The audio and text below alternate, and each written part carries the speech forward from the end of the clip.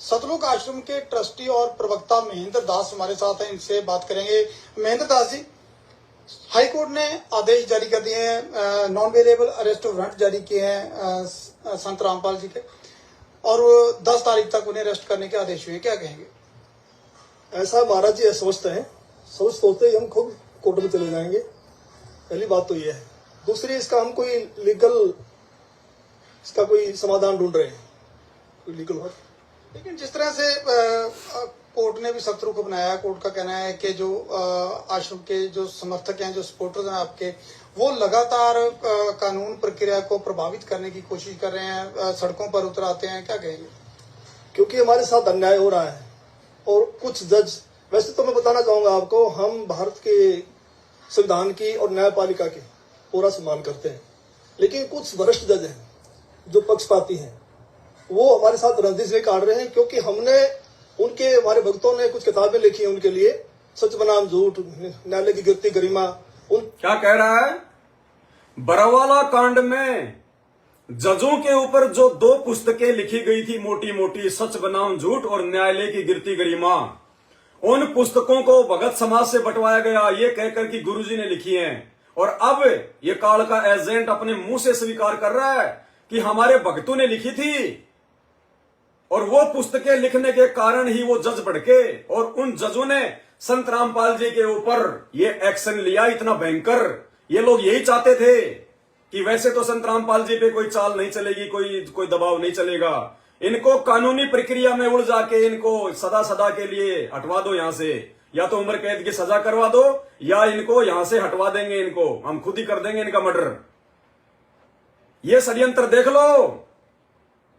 अरे गुरुजी के रहते सहते उनकी नाक के नीचे इस राष्ट्रीय समाज सेवा समिति ने, इस महेंद्र के चमचों ने 2 पुस्तकें लिखी, सच बनाम झूठ, न्यायालय की गिरती गरिमा, और उन जजों के खिलाफ इतना भयंकर इन्होंने, ये हमारे काम है क्या?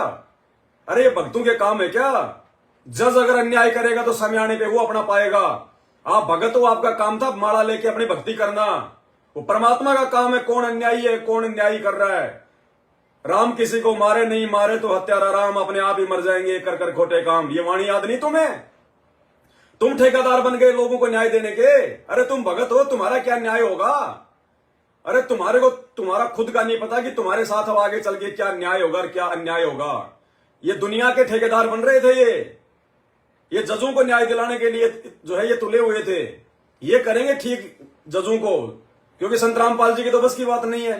उनको तो इन्होंने रिजेक्ट कर दिया कि राष्ट्रीय समाज सेवा समिति संत रामपाल जी से कोई दिशा निर्देश नहीं लेगी। उनका तो काम केवल अध्ययन करना और भक्तों को आशीर्वाद देना, तो सारा काम ये कर रहे थे अपना मनमाना। तो पुस्तकें भी इन्होंने लिखी संत रामपाल जी के रहते सहते। तो भाइयों और बहनों, आज इन पुस्तकों का जिनमें मिलावट है गुरुजी के जेल जाने के बाद, इसीलिए तो हम इन पुस्तकों का विरोध कर रहे हैं कि संत रामपाल जी के ज्ञान में मिलावट कर रखी है। और ये महेंद्र खुद स्वीकार कर रहा है कि उस समय बरवाला कांड में वो पुस्तकें गुरुजी ने नहीं बल्कि हम भक्तों ने लिखी थी, और जजों को भड़काया ताकि संत रामपाल जी के ऊपर एक्शन हो, वो जेल चले जाएं और ये सारा सिस्टम मेरे हाथ में आ जाए। ये षड्यंत्र था इस मनवस आदमी का। क्या कह रहा है सुनिए। तो बताना चाहूंगा आपको, हम भारत के संविधान की और न्यायपालिका की पूरा सम्मान करते हैं, लेकिन कुछ वरिष्ठ जज हैं जो पक्षपाती हैं, वो हमारे साथ रंजिश में काट रहे हैं। क्योंकि हमारे भक्तों ने कुछ किताबें लिखी हैं उनके लिए, सच बनाम झूठ, न्यायालय की गिरती गरिमा, उनकी जो पोल है वो खोल रखी है, हमारा कानून क्या बोलता है, ये क्या बोल रहे हैं। तो ये रंजिश खा रहे हैं, रंजिश बस ये ऐसे एलिगेशन लगा रहे हैं। आपको कानून व्यवस्था पर विश्वास है, भरोसा है? पूरा, बिल्कुल भरोसा है, हमें कानून पे पूरा भरोसा है। पूरा। तो फिर अगर भरोसा है तो फिर संत रामपाल क्यों कोर्ट में जो सुनवाई के दौरान वहां पे जा नहीं रहे हैं? बार बार आदेश होते हैं फिर भी रामपाल जी वहां पे नहीं जा रहे हैं? क्योंकि महाराज जी अस्वस्थ हैं, बीमार चल रहे हैं, ठीक होते चले जाएंगे। बीमार हैं तो क्या 10 नवंबर जो तारीख दी गई है उन्हें वहां पेश करने की, तो क्या उससे पहले वो पहुंचेंगे कोर्ट में? अगर स्वस्थ होगी तो जरूर जाएंगे। ये थे महेंद्र दास, जो ट्रस्टी हैं सतलुज आश्रम के और प्रवक्ता भी हैं। इनका कहना है कि जो संत रामपाल हैं उनकी सेहत ठीक नहीं है, इसी के चलते वो हाई कोर्ट में पेश नहीं हो पाए, और जैसे उनकी सेहत ठीक होगी तो वो हर हाल में कोर्ट के सामने पेश होंगे। सुन लिया भगत भाई बहनों, मुख्य षड्यंत्रकारी बरवाला कांड का गुरुजी का भाई उसके ये स्टेटमेंट हैं। अरे कहां उसने गुरुजी को समझा, कहां उसने गुरु को भगवान माना, कहां उसने गुरुजी को परमात्मा माना। बात बात पे गुरुजी को बीमार बना देते थे, बात बात पे झूठा मेडिकल बना देते थे। ये भक्तों के लक्षण है क्या भाई और बहनों? इसलिए ये काल का एजेंट है पूरा का पूरा सिस्टम ये। और साथ संगति वाले भाई बहनों, तुम्हारा सौभाग्य जो परमात्मा ने साथ संगति से जोड़ दिया, नहीं तो इन एजेंटों के पीछे लगे होते, आज अपना जीवन बर्बाद कर रहे होते, गुरु को मानुस मान रहे होते, जैसे बाकी लाखों की संगत मान रही है। तो ये मुख्य षड्यंत्रकारी के स्टेटमेंट हैं, समझ में आ जाना चाहिए मैनेजमेंट से जुड़े हुए भोले भाले भगत भाई बहनों को। तुम कितनी बड़ी गलत फहमी में जी रहे हो। इन आश्रमों में जाके तुम परमात्मा के इन शत्रुओं की चापलूसी कर रहे हो। ये सबसे बड़े दुश्मन है गुरुजी के परिवार वाले, गुरुजी के, और तुम दुश्मनों को दान दे रहे हो, दुश्मनों की चापलूसी कर रहे हो। अरे किस चीज की कमी छोड़ दी तुम्हारे बाप ने? ज्ञान दे दिया, नाम दे दिया, सत्संग दे दिया, अपना धंधा करो, खाओ, क्यों उनकी चापलूसी करते हो? अपने गुरुजी को अपने घर पे प्रकट करो, जैसे साथ संगत वालों ने कर लिया। अपनी घर बैठ के भक्ति कर रहे हैं, भगवान का 24 घंटे आशीर्वाद रहता है। हम धक्के नहीं खाते उन आश्रमों में जब तक गुरुजी नहीं आएंगे। आगे चलिए, अब आपको दूसरे जो पदाधिकारी हैं मैनेजमेंट के, गुरुजी का भांजा सुनील लाठर, राहुल दास और एक परमेश्वर दास, जो धनाना आश्रम में आपको माइक पकड़ता हुआ दिखाई देगा, मैन आदमी, सबके एक ही स्टेटमेंट, क्योंकि सबकी एक ही साजिश थी, एक ही षड्यंत्र था, किसी भी तरह से समाप्त करना, संगत को मूर्ख बना के। देखिए मीडिया के साथ में रिपोर्ट भी है और बीच बीच में उन दोनों के इंटरव्यू भी हैं। ध्यान से सुनिएगा क्या कह रहे हैं। 12 एकड़ के आश्रम में 8 एकड़ का पंडाल है, जिसके 200 गज पीछे बना है बाबा का निजी अस्पताल। बाबा उसी अस्पताल में है। लठैतों के घेरे के साथ सीसीटीवी कैमरा का कवर है और ठीक सामने कोई भी अंदर जाने किसी को नहीं देता है जब तक उसे परमिशन ना हो। ये देखा आपने, 6-6 फुट के लठ लेके भक्तों को और ऊपर लगा दिए उनके वो झंडे। ये भक्तों, ये लो डंडे और झंडे, जब तक कोई घटना ना घटे तब तक तो दिखाओ झंडे, और जब पुलिस प्रशासन आ जाए तो झंडे निकाल के फेंक दो और मारो डंडे। अरे भक्तों के हाथ में डंडे 6-6 फुट के। अरे गुरुजी तो कहते हैं भगत चीटी नहीं मार सकता। अरे पुलिस वाले भी तो परमात्मा के बच्चे थे। अरे बाप कभी चाहेगा कि मेरे दोनों बच्चे आपस में लड़े झगड़े? कौन लड़वा रहा था? काल, ये महेंद्र काल लड़वाता है, भगवान नहीं लड़वाता। हमें उस दयाल ने तो शिक्षा दी थी, ये हाथ। अरे जिन हाथों से हम कुकर्म किया करते थे, भगवान ने नाम दीक्षा देके इन हाथों से हमारे को माला पकड़नी सिखाई, मंत्र जाप करना सिखाया। संत रामपाल जी ने हमें हाथ जोड़ के सच्चाई बोलना सिखाया, इन हाथों से हमारे को दान करना सिखाया। और उन्हीं हाथों में क्या संत रामपाल जी बरवाला कांड के समय 6-6 फुट के डंडे पकड़ाएंगे क्या? कौन पकड़ा रहा था? काल पकड़ा रहा था, उनका भाई मैनेजमेंट। तो क्या कह रहा है ये कि हाथों में डंडे लिए हुए लठेत। अरे भक्तों को कोई कह रहा है कि लठेत, डूब के मरने की बात है उन भक्तों के लिए।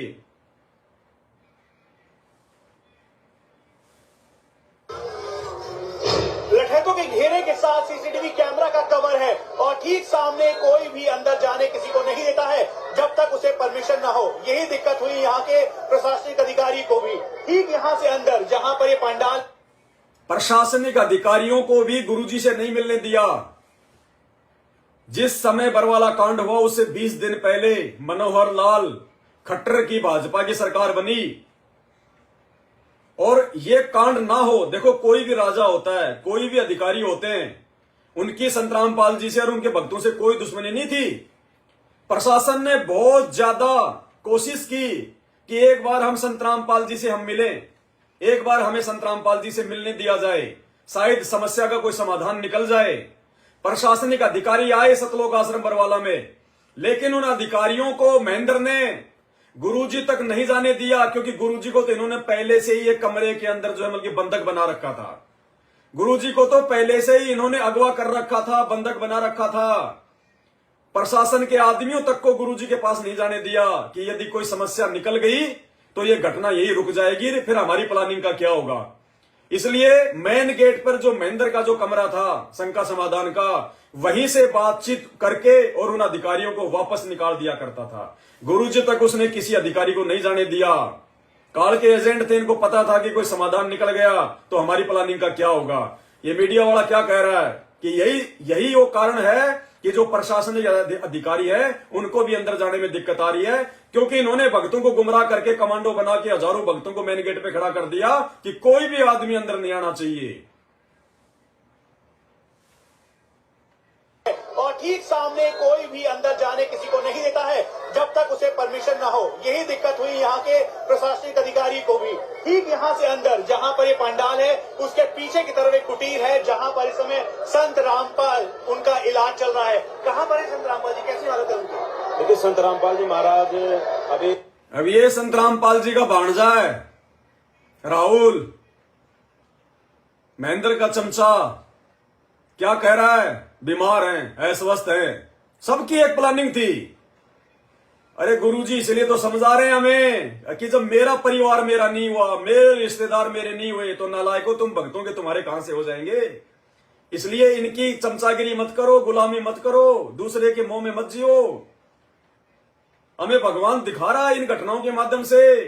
भगवान कह रहा है कि जब मेरा परिवार, जिस परिवार में आने की मैंने लीला की, वो कलयुगी परिवार ही मेरा नहीं हुआ, वो ही मेरे जो है की शत्रु बन गए, काल के पाले में खड़े होके मेरे वो दुश्मन बन गए, तो तुम्हारा परिवार तुम्हारा कहां से हो जाएगा। तुम्हारे भांजे, तुम्हारे मामा, तुम्हारे भाई तुम्हारे कहां से हो जाएंगे। ये हम भक्तों की आंख खुलनी चाहिए और अपनी मोह परमात्मा में लगाना चाहिए, ध्यान परमात्मा में लगाना चाहिए। क्या कह रहा है गुरु जी का भांजा? उनका इलाज चल रहा है। कहाँ पर है संत रामपाल जी, कैसी हालत है उनकी? देखिए संत रामपाल जी महाराज अभी आश्रम के अंदर ही है, हॉस्पिटल है। भाई और बहनों ध्यान रखना, ये पॉइंट आगे चल के बहुत काम आएगा। गुरुजी का भांजा क्या कह रहा है कि संत रामपाल जी अभी आश्रम में ही है। क्या कह रहा है? अभी आश्रम में ही है और आश्रम में जो हॉस्पिटल बना हुआ है उसमें उनका इलाज चल रहा है। ये पॉइंट ध्यान रखना आप, ये आगे काम आएगा।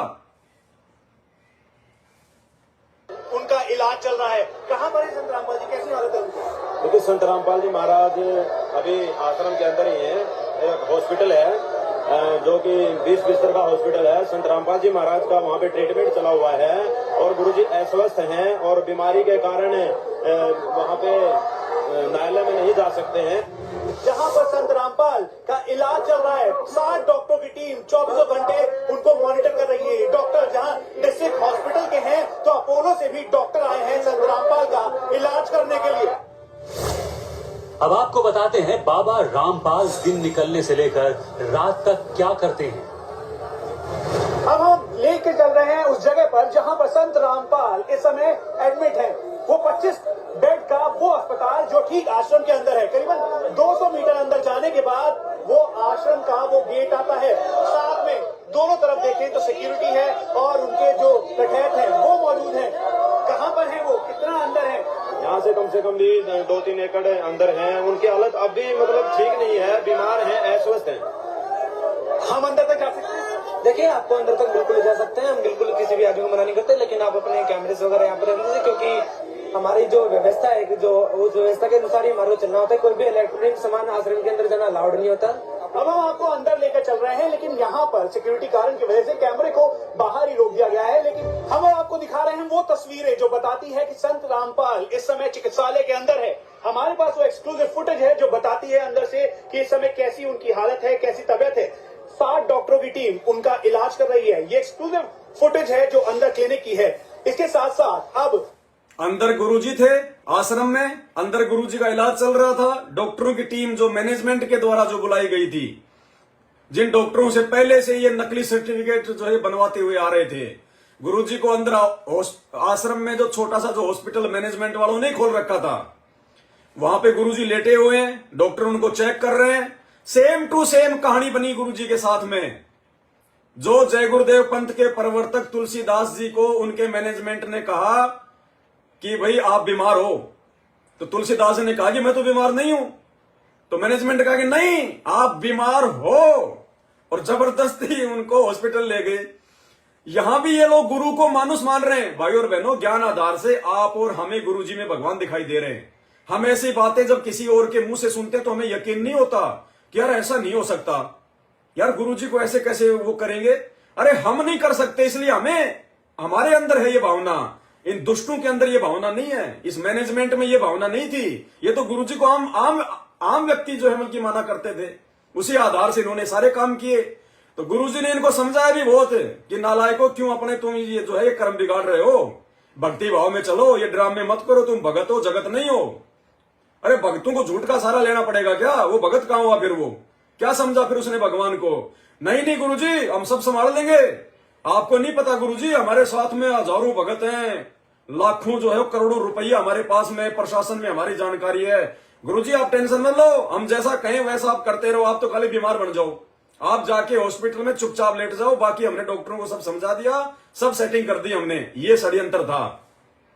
परमात्मा तो परमात्मा भैया लीला करता जब ऐसी करता है, जाके चुपचाप बेड पे जाके लेट गए, लो भाई फिर तो तुम ही भगवान बन रहे हो, तुम ही करो फिर सारे काम।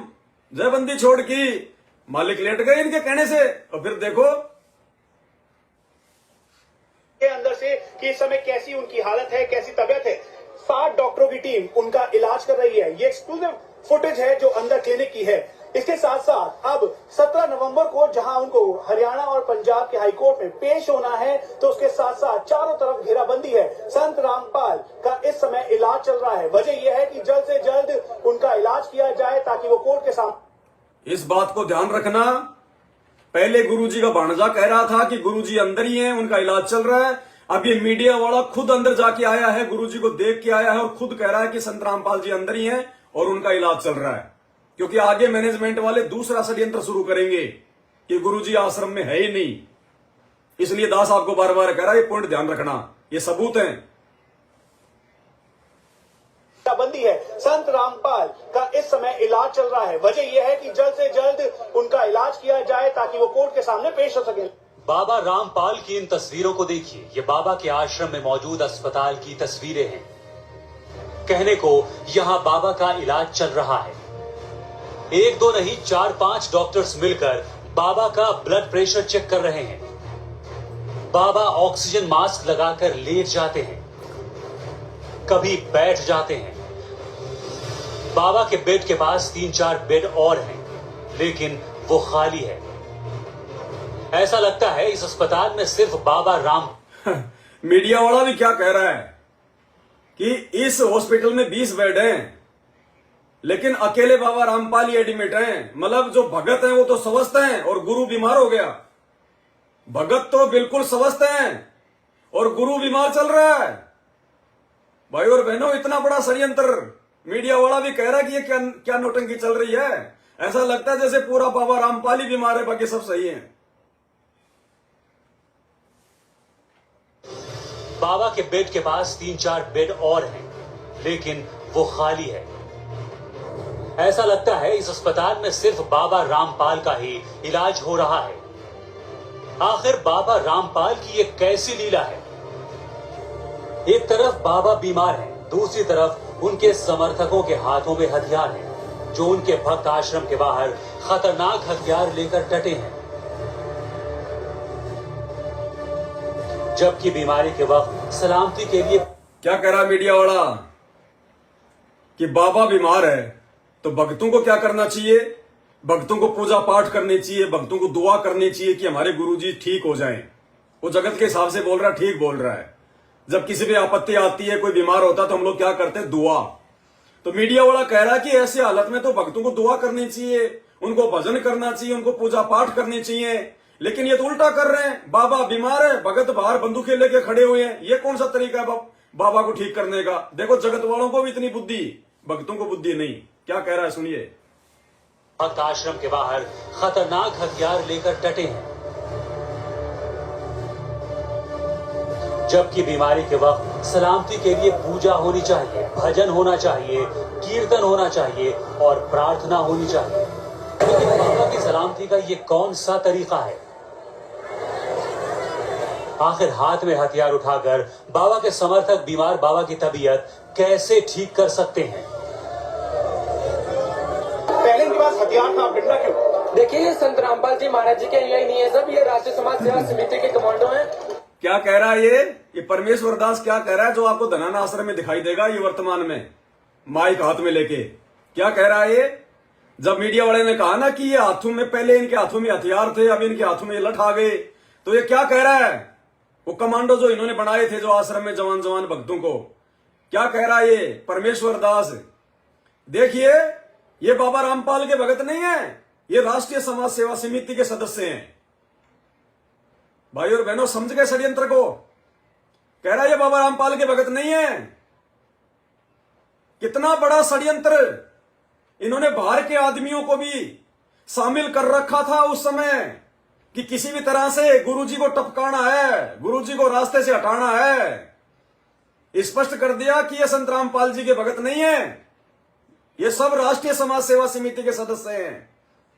और राष्ट्रीय सेवा समिति के संविधान में क्या लिखा हुआ पॉइंट नंबर 12 में कि हम संत रामपाल जी से कोई दिशा निर्देश नहीं लेंगे, मनमानी करेंगे। वही हो रहा है सारा सब कुछ राष्ट्रीय समाज सेवा समिति के अनुसार, महेंद्र के अनुसार।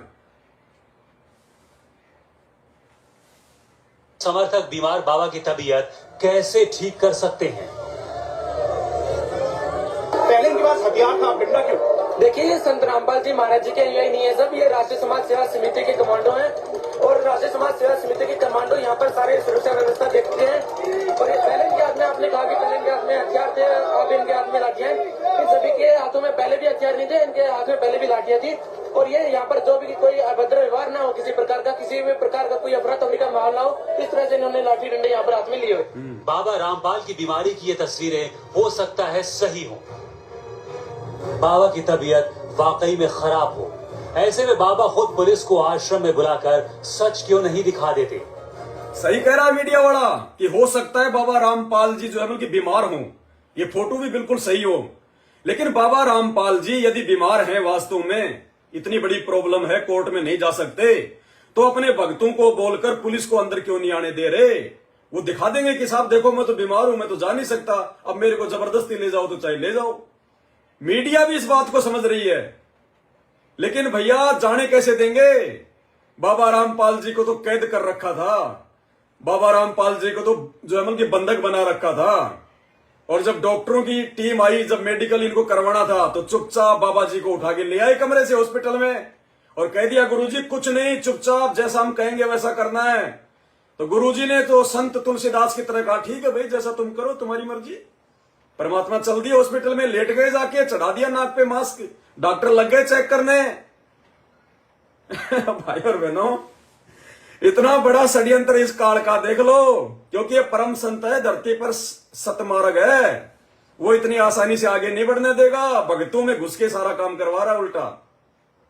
तो मीडिया वाला भी क्या कह रहा है, ये भी अच्छी बात कर रहा है कि अगर वास्तव में बाबा रामपाल यदि बीमार हैं, क्योंकि लोगों को विश्वास नहीं था कि बाबा बीमार है, संत कैसे बीमार हो जाएगा ऐसे, और बीमार है तो सामने क्यों नहीं आता? कह रहा अगर बाबा रामपाल बीमार है तो पुलिस को बुला के दिखा क्यों नहीं देता कि मैं बीमार हूं, पुलिस मान जाएगी, झगड़ा खत्म। सुनिए।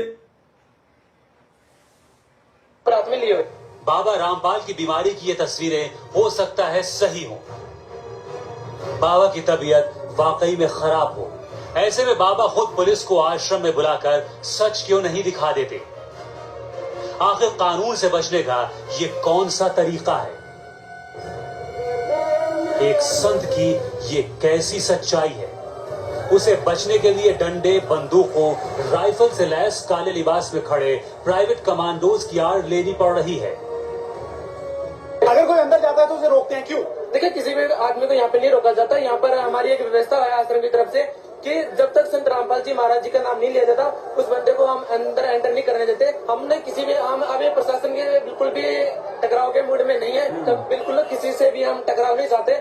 अभी टकराव के मूड में नहीं है ये, और मूड में आ जाएंगे तो फिर टकरा जाएंगे।